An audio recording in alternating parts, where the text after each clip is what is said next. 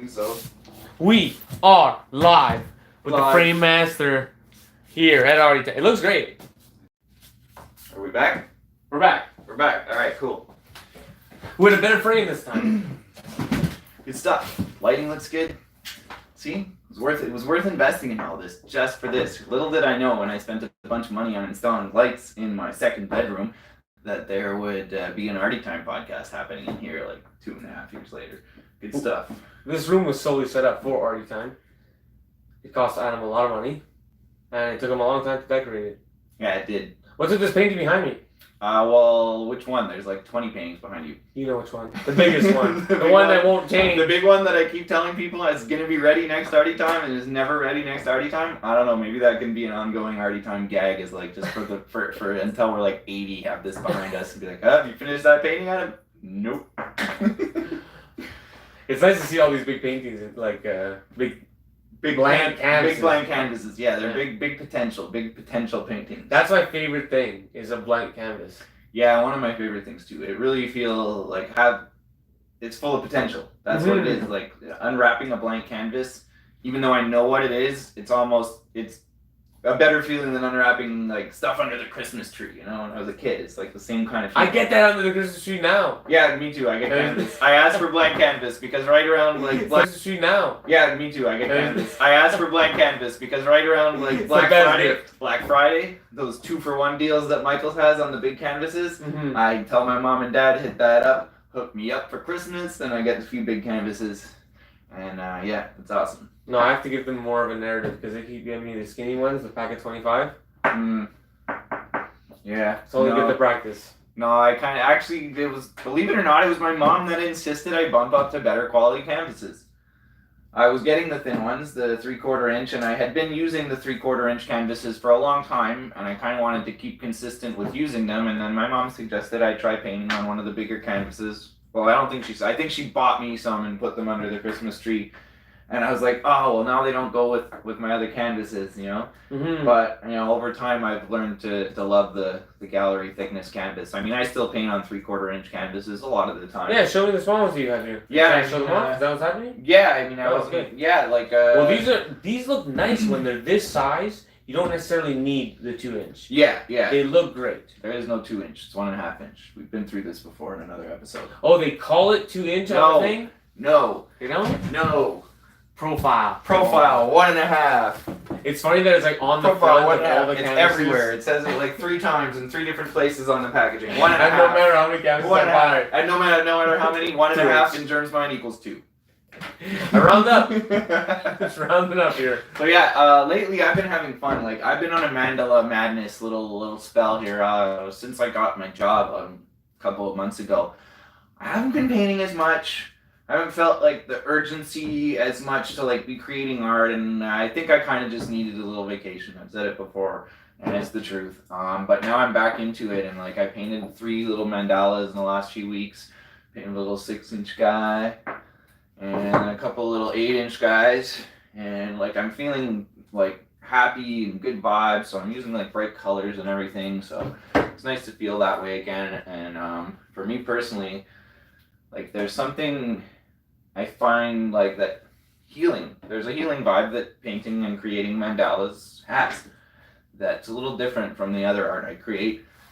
Mandalas historically, and you know, in the Hindu and Buddhist traditions, they have aspects to them that are to help people heal. And I think, like, for me personally, I'm in one of those phases right now where working on these mandalas is helping me heal. Like, helping me heal the line work is great. The trauma of being, you know, crushed by Facebook so much that I had to go back and get a job. And I'm starting to enjoy work. I'm starting to get along with the people there and feel like I'm part of a team. And, like, you know, those are the kind of things that I was missing when I was at home working by myself. I didn't have like a team. I wasn't part of a team. I was me versus Facebook and Google algorithms. Yeah, it's so important to get out of the house. Facebook and Google algorithms were crushing me. So like, I felt like this little. Oh well, now it's happening on Instagram. Thing being crushed in this. Oh, like I was just this little tiny. We're in the second reckoning, bro. We are in the second judgment, and Yahweh's coming down hard on us. Well, yeah, I mean, I knew this would happen on Instagram a long time ago, and that's why I never even bothered building much on Instagram. And you know, like I maybe should have built more and like rode the wave while it was there. But to be honest, Instagram about 4 days ago blocked me from liking, commenting, and adding and following people. And I have no idea why. I use Instagram for like 30, 40 minutes a week.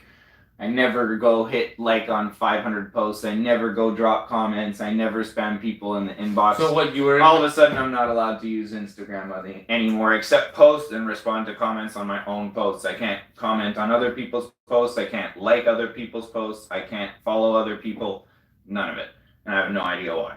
And, you know, of course, this may have happened by... If you think this has happened by mistake, let us know. Report it. I reported nothing. So I deleted all the Instagram apps I use because like for 4 days I couldn't do anything on Instagram. You serious? I'm serious, and I have no idea why. I don't use paid services to get followers. I don't use paid services to get likes. I don't use any scams on Instagram. I don't use any of the things that break community standards. I don't post racist or political shit. I post my art. And like I guess I don't know if I have people on my following me that report my shit as spam because I sell my art. I don't know what caused their algorithms to all of a sudden decide that Adam Millward, you're not allowed using Instagram anymore. That's worse than Facebook, bro. And yeah, I mean, and I don't know. At least Facebook sends me a message that says you've been blocked from this action for 72 hours or whatever. Instagram, nothing. Just you've been blocked from performing this action and nothing further. If you think this has happened by mistake, report it. I report it. And there's not even a menu that comes up to like report what the problem is or anything. It's just like, thank you. That's the future. And that's it. That's the future. Well, I've seen some people's phones where there is no like amount of comments and there is no amount of likes. Mm-hmm. It's just like, hey, they're looking at all the pictures and it's just like, hey, 2 people. They put the names of 2 people that they are in their network that have also liked that and others. Mm-hmm. It's just a weird scenario that's happening. Yeah. Where it's starting to be different for other people. Well, that's the whole that's gaslighting. That's called gaslighting, and that's like a nefarious CIA tactic, let's face it. Like, I don't want to get back into another whole conspiracy. They're going to ban this. And our network's going down right now. Yeah, probably. I see the switches are going... Okay, continue with your conspiracy theory. Like, for example, like I'll go on Facebook and say only 1% of my followers are seeing my post. And when I say that, 5% of my followers will see my post. So then it's like, oh, well, that's not true. Obviously, a bunch of us are seeing this post. Why don't you post more art? And then I'll reply to them, I've been posting art every day for the last month. Why don't you go look at my timeline?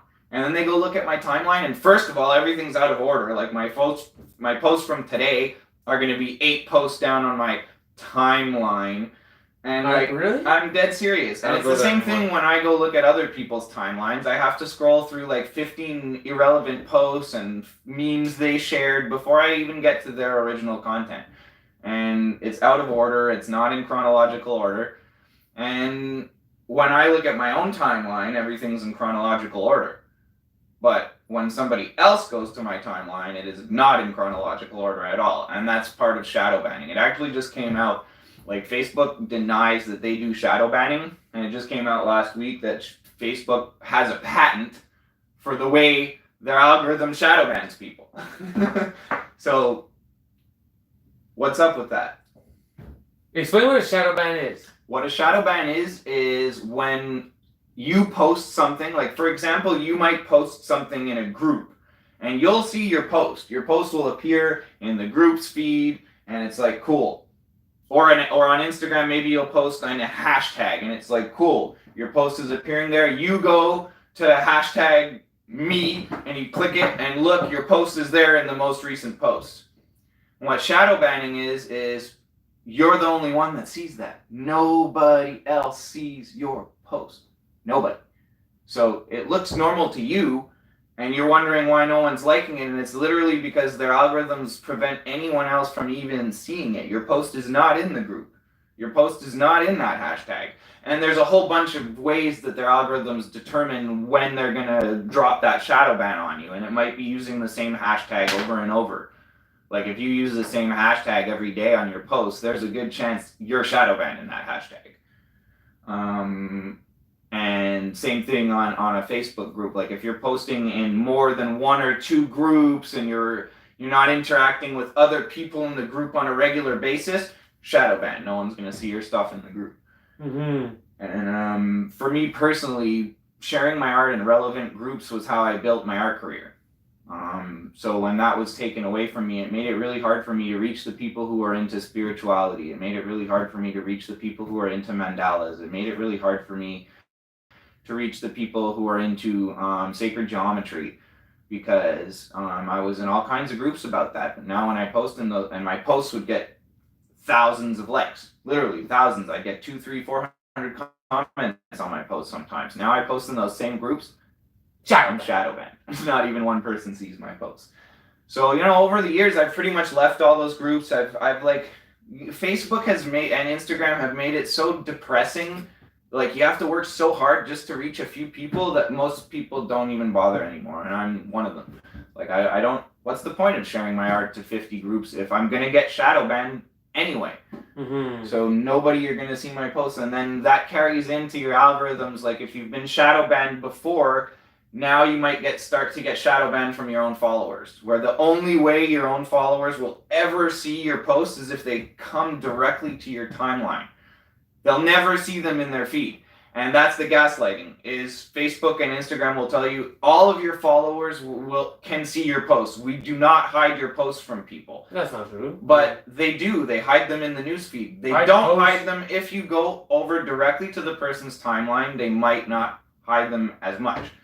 But I know for sure, I go to people's Instagram timelines that I know they've been on Instagram for 5 years and they've been posting almost every day for that 5 years or more.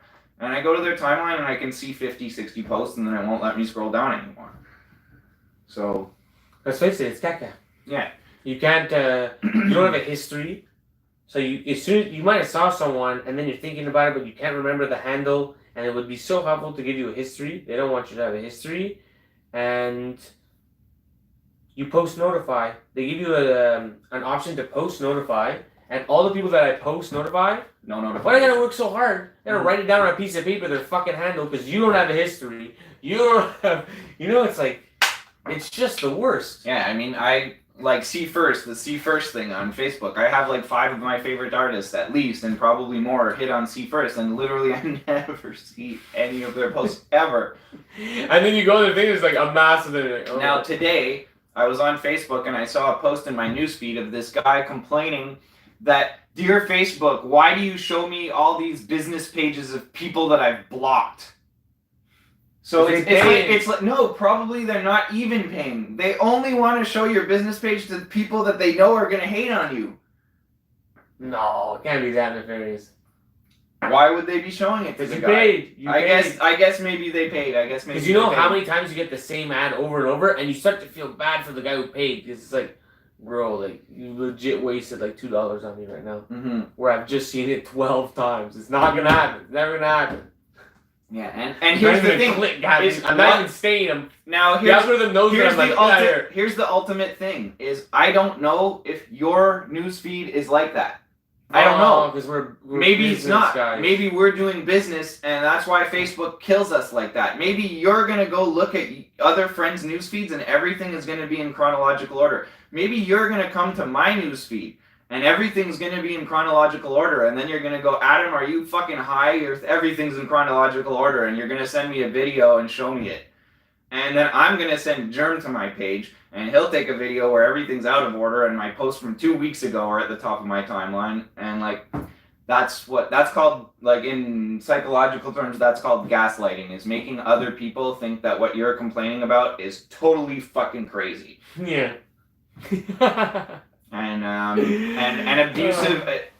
I saw one other guy post, like, I don't know, maybe a few months ago, that being on Facebook is a lot like being in an abusive relationship, where they don't let you see your family and friends, they don't let you leave the house, they only let you see a select few people that they approve are okay to see, And if you try complaining to anybody else that your abusive partner is only letting you see with this, then your abusive partner is going to tell them all you're crazy. And here's the proof that he's the one who's crazy. Go look at his timeline. It's in order. So, I could really see that. Like, he's right. It is. It's a lot like being in an abusive relationship. I feel anxiety when I log into Facebook. I don't feel positive and excited. I used to feel super excited. I'd be like, I've got a new painting to share. Awesome. I can't wait to hit that and see what people have to say about it. And now I share new art and Yeah, it's a different era. Like, it's back then, so different. It's so back different. then you could write a blog, put it on a couple places, and make money. And yeah, you'd be stoked on doing that. You'd type up a story, tell a story, put it in places that you know would be dope and stoked on that story, and you'd make money. That was the internet back then. And we're talking maybe 5 years ago. Yeah. That's around 5 years ago. You had Google Ads, 2012. You had Reddit. You had Reddit in its prime. So we gotta always ride the wave. Yeah. Really. And I'll be honest, right now I don't know what wave to ride. Well, you know what? Artist life is the most magical life. In the sense that it takes the most amount of faith. And for some reason it always works out. And you just have to really believe that it's going to work out in a fantastical way and not in a bum way. Because you're actually going to have one or the other, because that's what this career is kind of. You could be a magical artist, and it all has to do with the mind. I think for me personally, it became. This is really important, bro. Yeah. This changes the vibration. That's kind of what I'm talking about. When you think magically, you have a higher vibration, therefore you attract different thoughts, therefore you paint different types of paintings, choose different types of colors, whatever, and then those begot more of it. So now that you've seen it and you created it, now you're in that state longer. No, I mean, I definitely feel more positive about the possibilities of the future than I did a few months ago. But at the same time, when I log into Facebook, I'm still dealing with the same algorithms, and I just 4 days ago, all of a sudden Instagram doesn't work at all for me, so it's like, okay, there goes Instagram, thanks Instagram. And what would we do back in the day? What if it was like 1940? If it was 1940, I probably would have been an artist, because I wouldn't have believed. I would have thought it was too much work. I would have thought that you needed to know somebody that owns a gallery or knows somebody in New York, and I wouldn't have had the faith that I could just reach people all over the world by pressing a button. I'm sure there's professional artists and all kinds of times. But for me personally, that's the truth. If I didn't have social media, I probably never would have done more than 4 or 5 paintings. But when I did those 4 or 5 paintings, and 70 or 80 out of my 400 friends at the time were telling me how awesome it was, that was fucking motivating. So I wanted to keep doing it. And I was getting clean and sober from years of drug and alcohol abuse. So it was a whole other thing that was pushing me forward too. It was like a new addiction, a new thing, a new way to spend my time, that was creating things that was other people were enjoying and resonating with, and strangers were finding my stuff, because back in the day you'd post on your own timeline, and if your friends shared your posts, all their friends would actually see it. I'd be getting all kinds of people that I didn't know coming over to my page and finding out about me and adding me as a friend and telling me this is the golden age. And the golden age. And I'll be honest, from a mental point of view, it's hard to get over that. It's hard to figure out what to do now, what works now. I got on a whole bunch of social medias, and I figured, okay, well, I cast a wider net by being on Minds, on MeWe, on Steemit, on Pinterest, on Facebook, on Twitter, on everywhere. And now I am, and I try and post on them as often as possible, but have things to log into and post, and they all have slightly different formats that they prefer. I can't write 300 words on Twitter. I can only write however many characters, and then there's other ones where you can only attach one picture. There's other ones where you can attach, a series of pictures, etc., etc. So it's takes time to go in there and do that and format them all, and then replace them all. Whereas at one point it was just log into one spot, and that's where it was. That's where it was like walking into my store every day. Facebook was my store, We're such different artists, eh? I don't even Wi-Fi. Yeah. Wi-Fi at home. No, you're definitely a different artist. You built your business a different way than I did. I mean, the way that you went about building your business. But just how you influenced my business, I'm sure I can influence you into Yeah, I mean, you definitely got me thinking about buying a car for like the first time in my life, because I see that as being a huge advantage that you have for doing business in person locally that I don't have. I simply can't bring stuff around by foot. And my car is an absolute mess. Yeah, it's a mess, but you can take your box of t-shirts and like go downtown to the store and be like, hey, I got these shirts. You want to sell them? Yeah. Or you want to buy a bunch of them at wholesale? Or like people see you like. Let's be real. I go downtown sometimes and I make around $100 just because the car shirt's in it. Mm-hmm. You go to Spot and get shirts. What do you wear? Large? Carry a few shirts in a backpack, but I can't carry a few shirts and a big canvas that everyone's gonna go, wow, that's awesome, and that canvas is gonna make them want the shirt. Oh, dude, I have an idea. I want to run by you. Do you want to go on strike?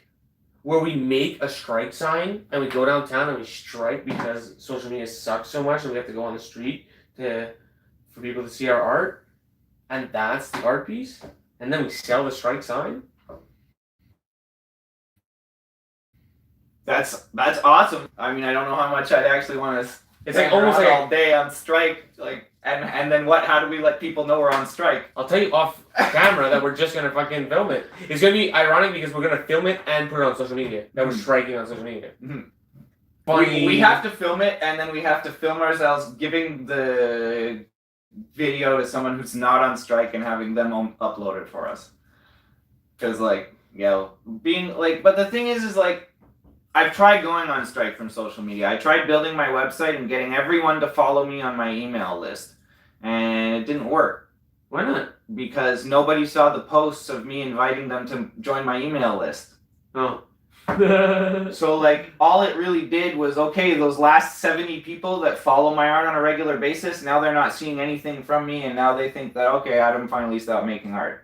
And that's the biggest thing that happens. Like, I released like 5 colored t-shirts in the last year with color prints on them. Now I have a fan of my art who's a big fan of my art. She comments on almost everything I do and she shares almost every post I make. Now she wrote to me and asked me, Adam, are you doing any colored shirts?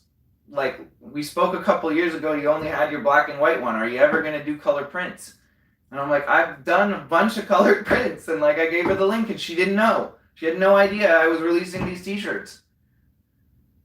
That's the ultimate shadow ban where they know this person would be a candidate and they for sure block that one. Mm-hmm. Well, I think I've told the story before about where my dad's conversation was sent to my filtered inbox. I couldn't believe it. My fucking dad. My dad is marked as my dad on Facebook. My dad and I have a good relationship. It's not like he abandoned me when I was 6 and we never talk. Like he's marked as my dad on Facebook. And he wrote me a message and sent me like a group message where one of his friends wanted to buy some stuff from me for Christmas. And he wrote me a group message and it ended up in my filtered inbox. And this was in 2016 or something before I really knew that filtered inbox existed. So then I go find this filtered inbox and there's a comment. My dad thinks I'm ignoring him. And then I see my dad a few days after he sent this message and he's like, what's Adam, what's the matter? You don't want to sell Lauren some blankets or what? And I'm like, Lauren, blankets, what are you talking about? He's like, yeah, I sent you a message on Facebook, a group message. She's waiting for you to reply. It's like, my dad. Mm-hmm. My Facebook won't let me talk to my dad. And then my dad thinks I'm ghosting him and ignoring him on purpose because he doesn't know it's in my filtered inbox. That's another gaslighting thing that they do. If it's about the fact that there was a potential sale, like, I'll shit my pants right here, bro. I'd love to know the reason that the algorithms decided to put that in my filtered inbox. I would really love to know. I would love to know how much money we lose every year as a businessman to that shadow ban. And you know, am I losing fucking 10K plus here? I'm losing tons of money. I lost my art career. I don't have an art career anymore. I work at a call center again. You know, I'm a part-time artist. I can't say I've been working full-time as an artist for 5 years. I can't say that anymore because I'd be lying. You know, I did 4.5 years full-time, but the last 4 months I've been working at a job again. And, you know, it kind of sucks. because when Facebook was booming and I was making enough money to go out to events and hang around with other artists, and it didn't matter if I didn't had a car, I could take a taxi if an event went till 4 a.m. and the buses weren't running anymore. But when I'm not making any money, I can't do that. I can't go out to the bar and fucking buy a few Cokes and, you know, just chill and spend money going back and forth when I'm not making enough money to barely pay the rent. Doing those kind of things and networking, like, it just wasn't possible. Especially I was sick at the time too for a lot of it. So that kind of, you know, that compounded a lot of my personal, it made it worse because I wasn't thinking clearly, and I could have taken advantage of Instagram's positive wave that it did have, but I didn't because I was so convinced that it was going to happen any day on Instagram, just like it did on Facebook. And when it happened on Facebook, it devastated me, and just like it was mentally very difficult. Just speaking from a person who used to erase all his problems with alcohol and who changed that, like, I don't think about drinking as a solution to my problems a lot, but Facebook kind of made me want to throw my sobriety away for a little while because I was like, what the fuck is the point?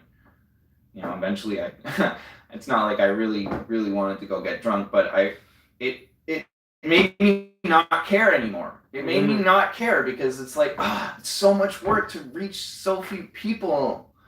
And like, I guess it probably sounds to some people like I'm whining and complaining, like, oh, you're so lucky you have this and that and the other thing in the first place. And you're right, I am lucky. I have this room with all these lights, and I have all this paint, and I have an awesome co-host for my podcast that it has an awesome name, Arty Time. And like, and you do have a lot of paint. And I have the Frame Master. Like, your podcast, no Frame Master, sorry.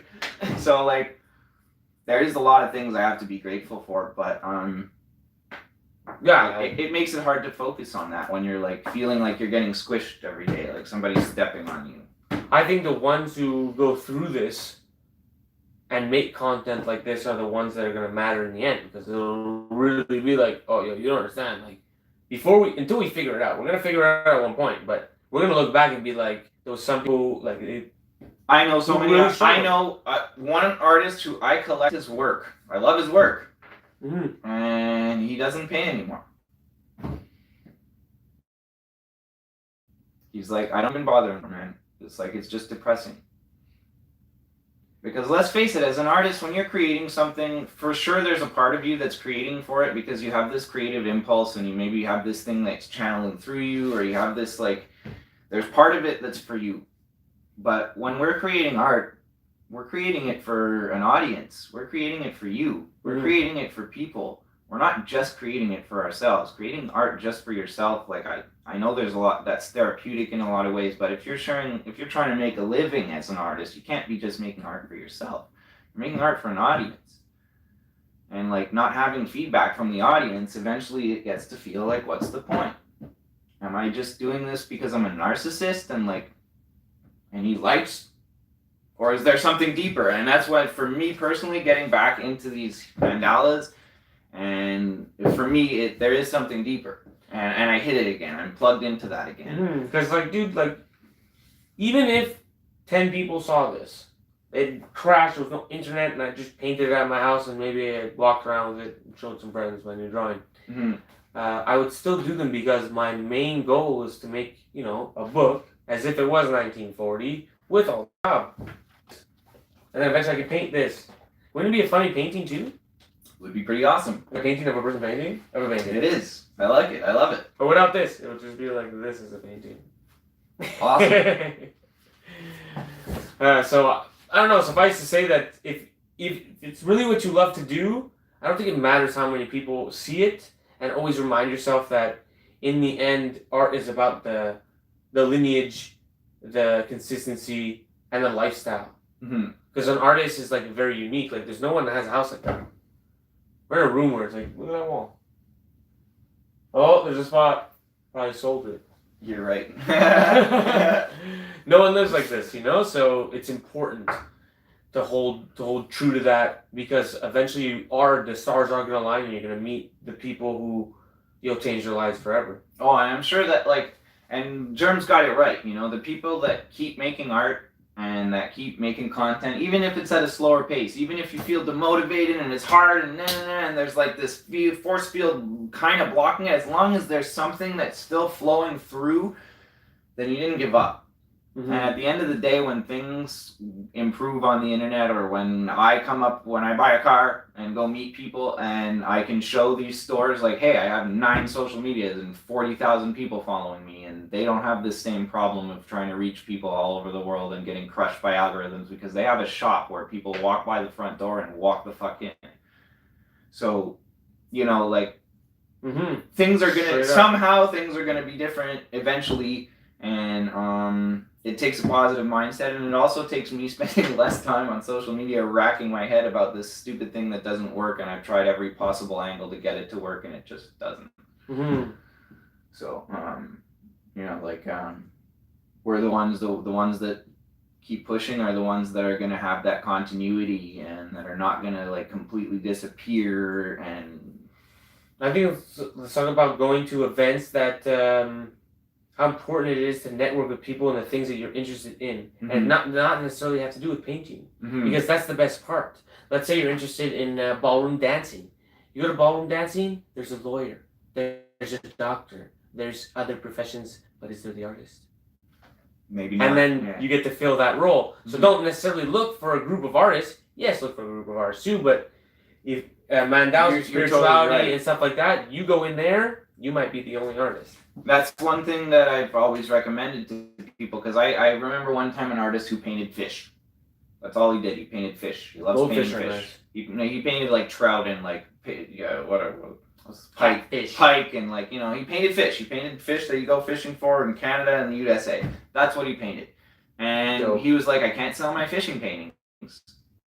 I don't know how. I'm like, bro, go on hunting and fishing groups. And like 3 weeks later, this was back when Facebook worked properly. 3 weeks later, he's like, bro, I joined a bunch of hunting and fishing groups and I sold 3 paintings in the last 2 weeks. I was like, there you go.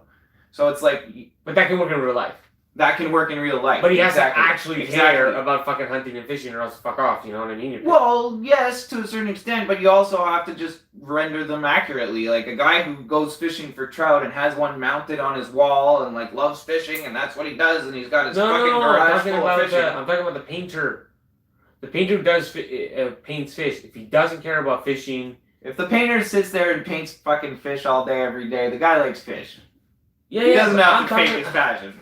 I'm just talking about in the real... I guess he does. Clearly he does like fishing. Yeah, he does. So you should go fishing in real life is what I'm saying. And then that's where... Yeah. That's where he's going to make the sales. Yeah, now I think... And also he's going to live I think I've mentioned it before on this podcast, but I know, or I have spoken to an artist who paints cityscapes. He basically, goes and sets up his easel and paints like a certain viewpoint of whatever city he's in. Then what he does is he makes prints of it, and he goes door to door in that neighborhood and knocks on their door and says, hey, I'm an artist, and he has the original painting, and I have prints of it. And everyone knows it because he goes and knocks on doors in that freaking neighborhood where people pass that same viewpoint every day. So that's how he makes his living, because people resonate with it. People are like, oh man, I recognize that view. That's just down the street from me. And then they hang it on their wall. And then everyone else that comes in that lives in their city are like, oh, hey, I know that. Where'd you get that? And then they tell them about the artist. And it's convenient. And then the artist will go stand on their street and paint from their point. Like it's a pretty genius way if you're that kind of artist. It's fucking genius, bro. Mm-hmm. Because even when you move, that'll be the view of the place that you lived in before. Yeah, and when he moves, he just starts painting those things. Like he can go anywhere, because he paints like oil plein air paintings that only take him 40 or 50, maybe an hour, and he can photograph them before they're even dry and start making prints on them, and it's a good way. Wherever he moves, he can do that. You can go to any neighborhood and do that. You can even travel and do that. Which ones do you think you're gonna do? None, because that's not my kind of art.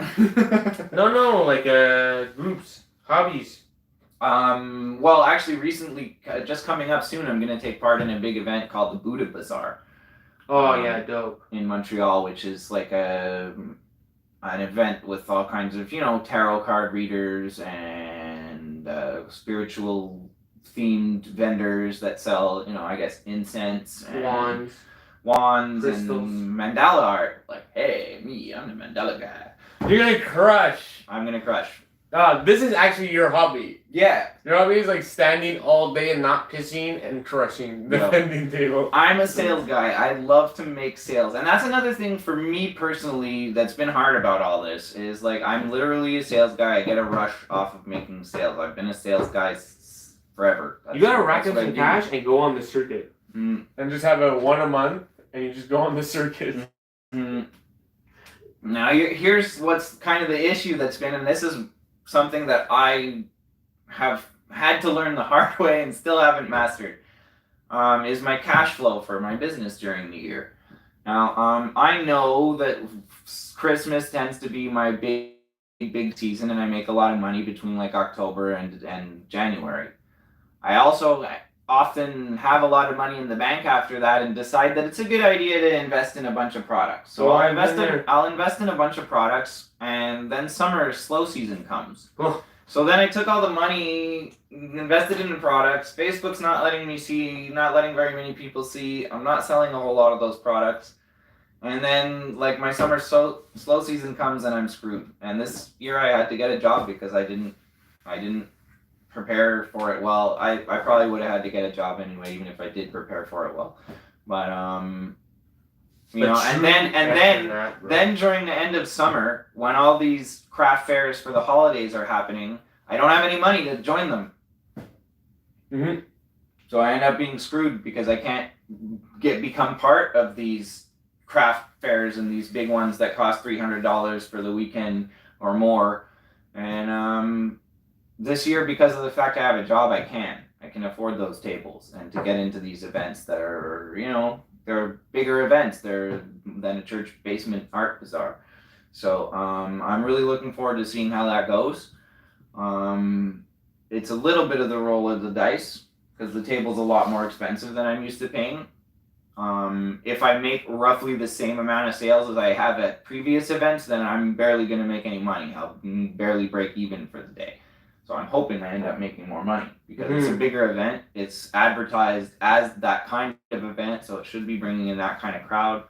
So, I'm hoping that this year, because of the fact I have a little bit of funds available to help me get into these local events, that I will be able to, still make ends meet for the holidays and still have a good holiday season. And next year I want to learn from my mistakes and not invest in a whole bunch of new products right after the holidays. Maybe invest in a few, but not like a huge whack at them like I have in the last few years. And in the last few years, like I've done this mistake more than once. Yeah, I've done it too this year. So probably every year. Yeah. I'll be honest, like it's one of the most exciting things for me, putting my art on new products and getting it out there and like getting the shipping and knowing that it's on the way and opening the box and seeing how everything looks. Like that's freaking exciting for me. So I love that part of it. And it's a little addictive. Maybe I spent a little bit too much money on product last year and a little not enough money on advertising and like reaching people and advertising, like quote unquote getting tables for events where I'm advertising and selling whatever. That's something I want to keep in mind for next year. And something I hope maybe hearing it from me, you guys can maybe avoid making the same mistake. Because those Christmas and holiday craft fairs and art fairs and things like that from the beginning of school season to Christmas are big. For the last 4 or 5 years, almost 40 to 60% of my income comes from those 3 or 4 months at the end of the year. That's when people have taken their vacations, the summer festival season is over, like people have more disposable income, they've paid their taxes for the year, you're past that tax freedom date or whatever it's called. So anyway, so there's that. So that's another thing too, is if you're like trying to get your art out there, keep in mind that like this time of year is when you should be gearing up for that big season. You should be prepared to like get your stuff out there a lot on social media and otherwise as much as you can, because this time of year is when people are like, in about a month from now is when it really starts to pick up, where people are in that treating themselves You know, where they have a little bit of money that they're like, I have a nice vacation. Winter's coming. Winter's gonna suck. Maybe I'll invest a few $100 in a beautiful painting. So yeah, it's definitely a big change to the summer. The summer artists are like non-existent. They have to do events. mm-hmm. That's a lot about how like there's a lot of artists that survive on that solely in Montreal. Mm-hmm. They do events, and then in wintertime they create. They hibernate, I guess.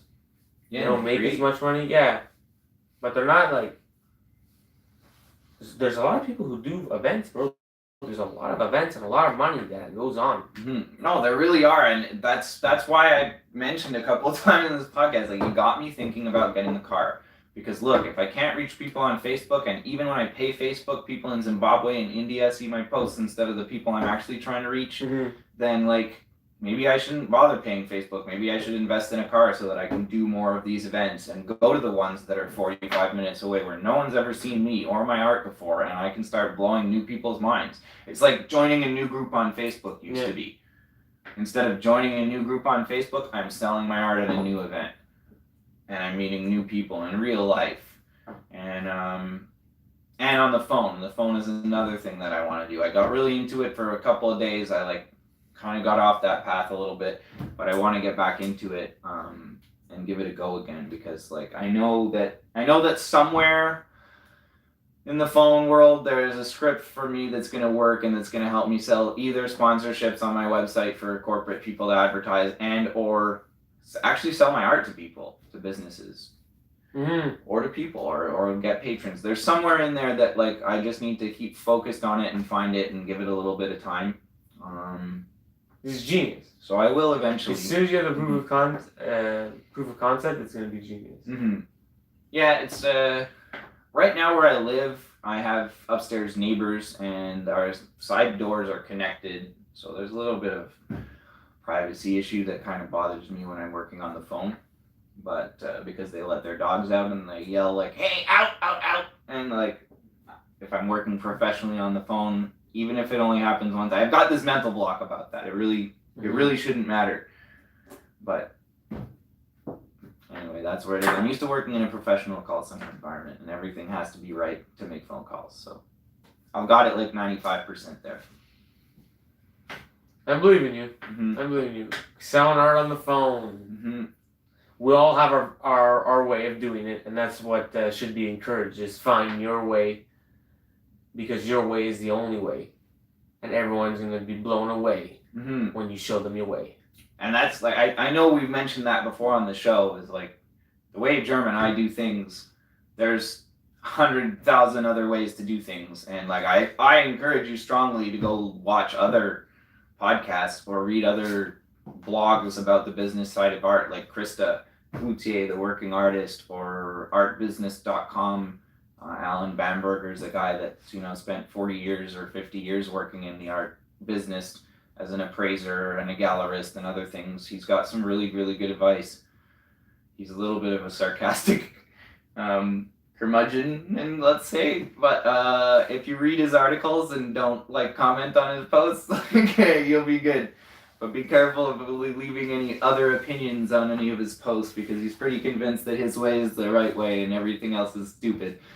So like I tried to tell him about Minds and Steam It, and that I was selling art on there, and that it might be something he could write an article about to help his fans, like these new social media sites. And he wrote back to me that he thought it was a scam, and he didn't believe in cryptocurrency, and any artist who's selling their shit with cryptocurrency obviously isn't a real artist if they need to be using this scam money that drug dealers use, and da da da da da da da.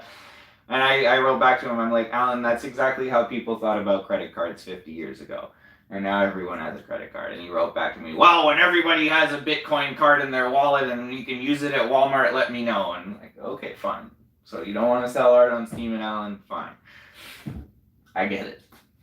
You're right. But that aside, he does have a ton of good information that really helped me. One of the main things that he focuses on is like consistency and style, and how like having something that people recognize is important. Yeah, That's the dark side of the arts, because when you want to make art, I've seen artists do this where they just want to be creative, and they are artists. Mm-hmm. There's no doubt about it. You paint when you want to, and you poop and you fuck when you want to.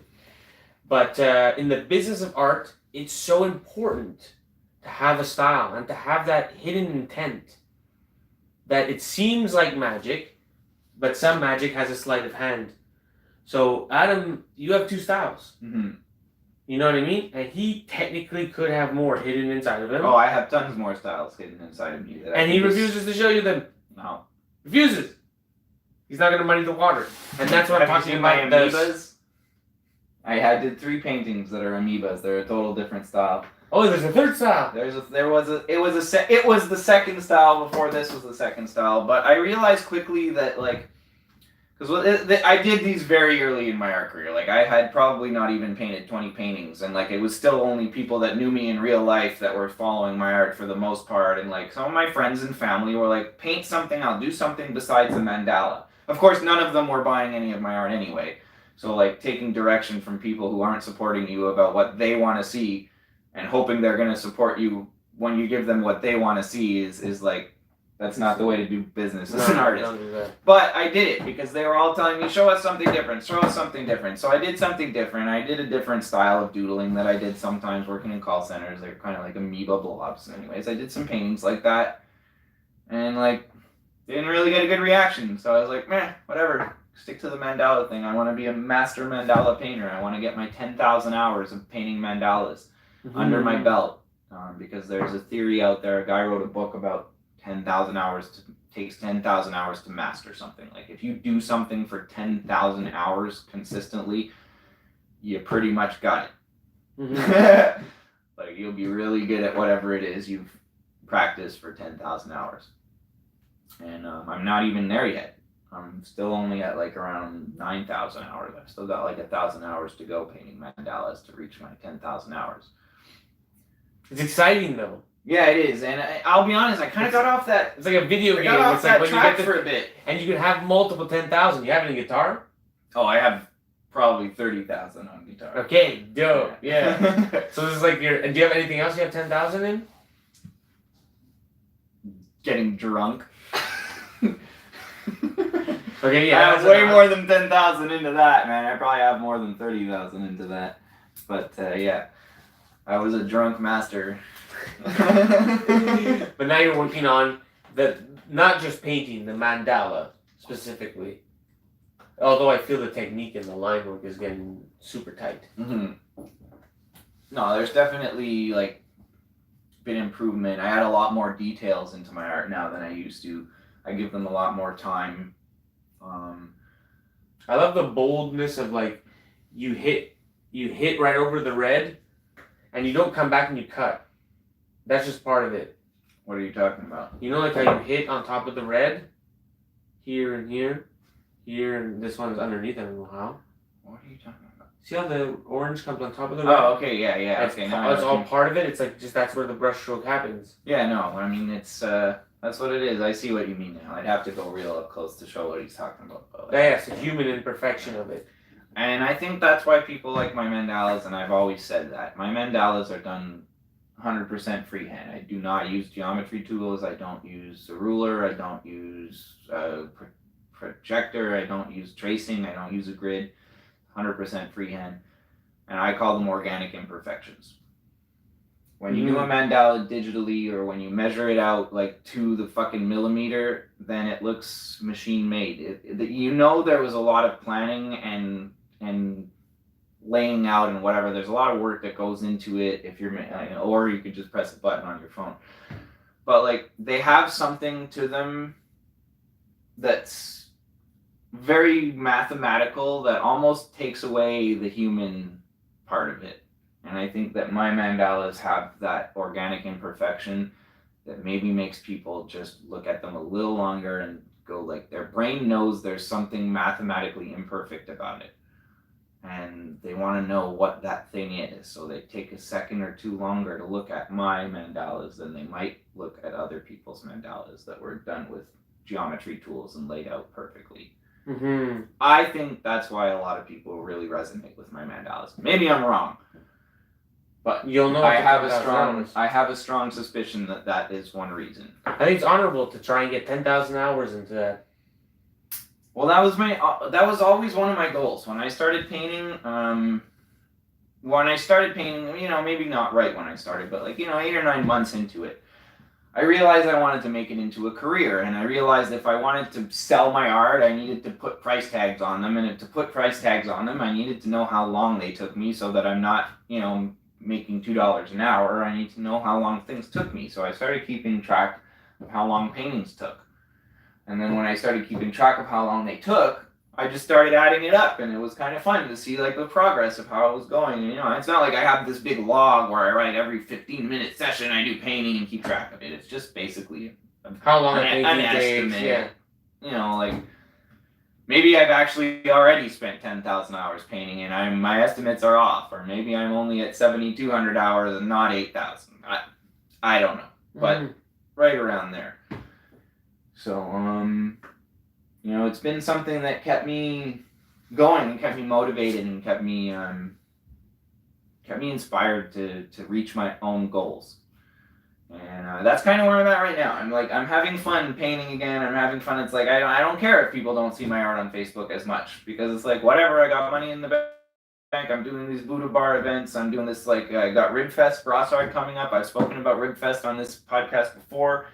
They're doing another one, but it's in the city, kind of next to the one where I did the last one, and it's got a much better location where I'm sure I'm gonna make $1,000 that weekend. Mm-hmm.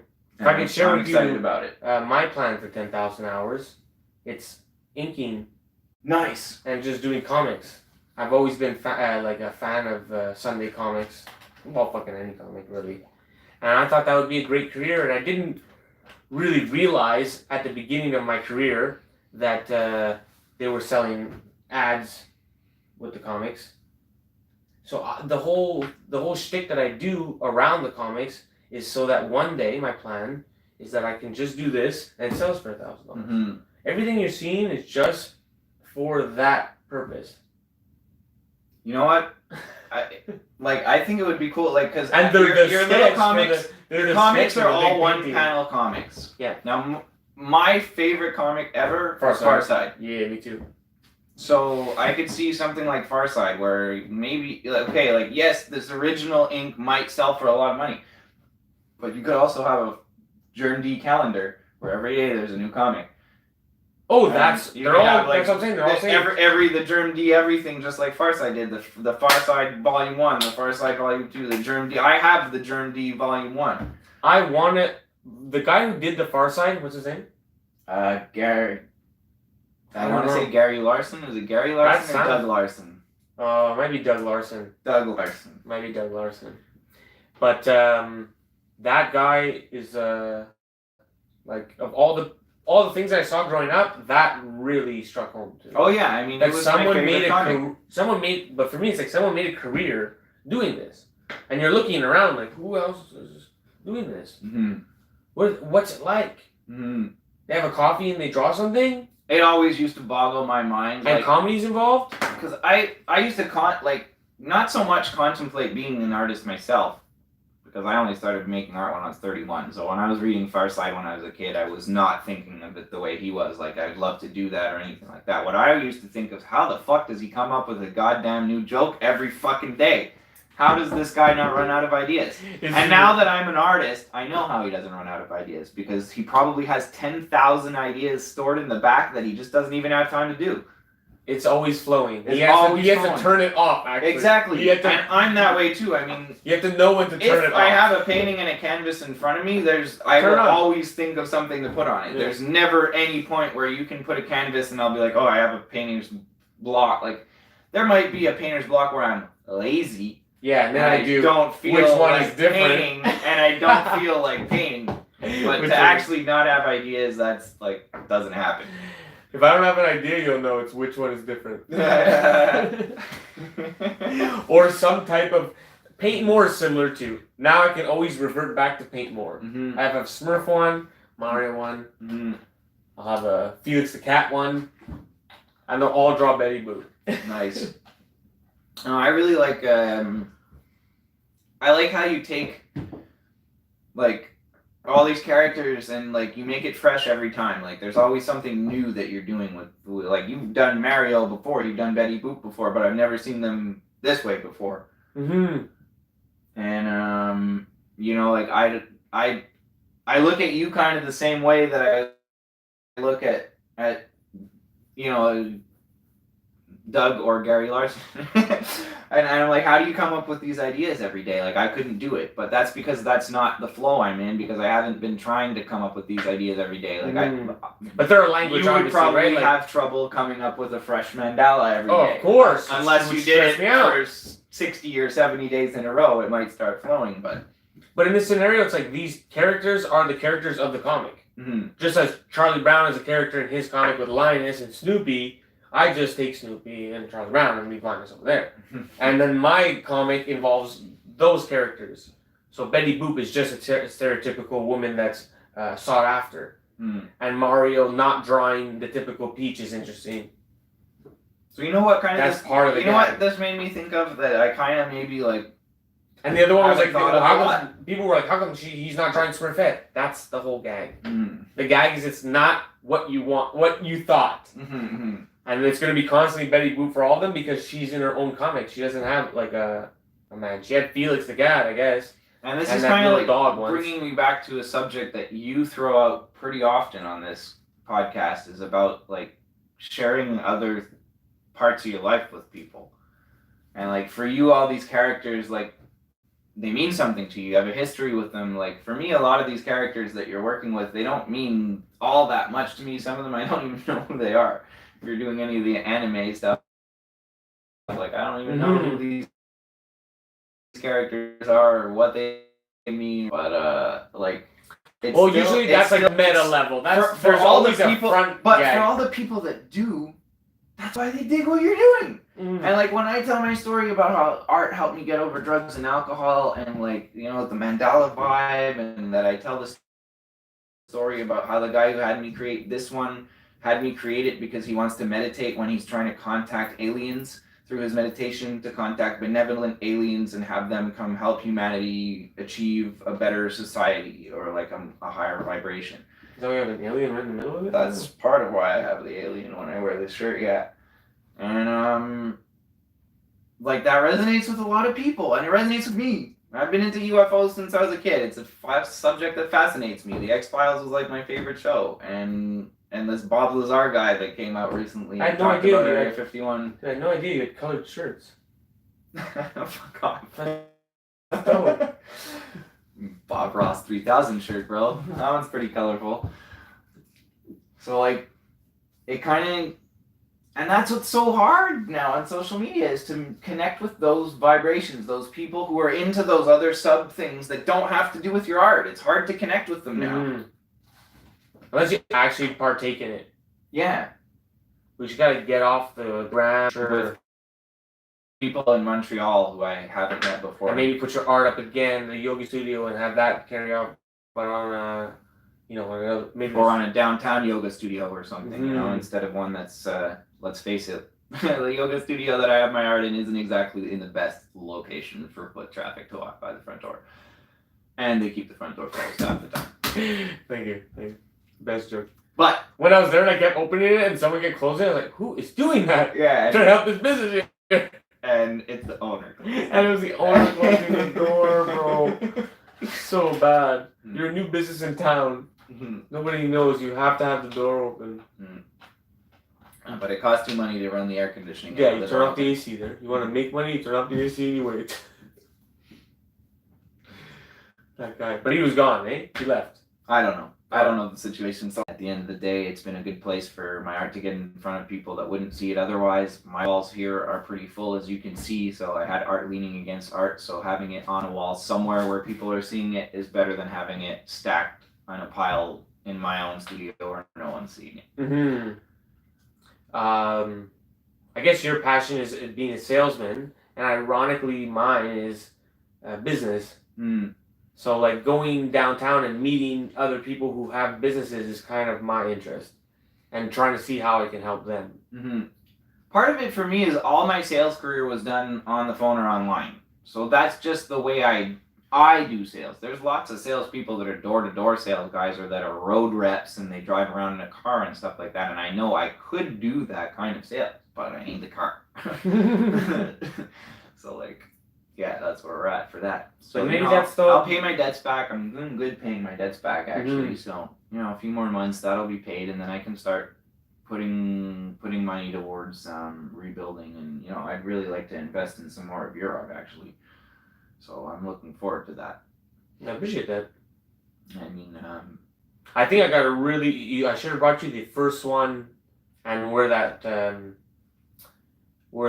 wolf is now with different techniques and stuff. It's really looks a lot better.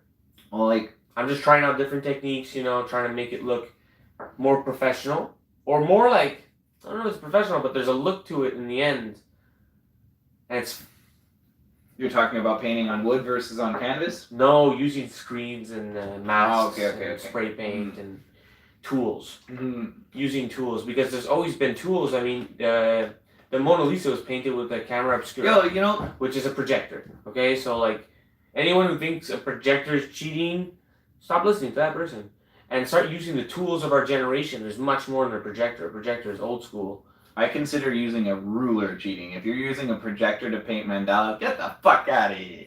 Yeah, but let's say like in this situation, I know your style's totally different. No, but let's say in a situation where someone was like, Adam, I would really love for you to paint this specific mandala on the side of my house using spray paint.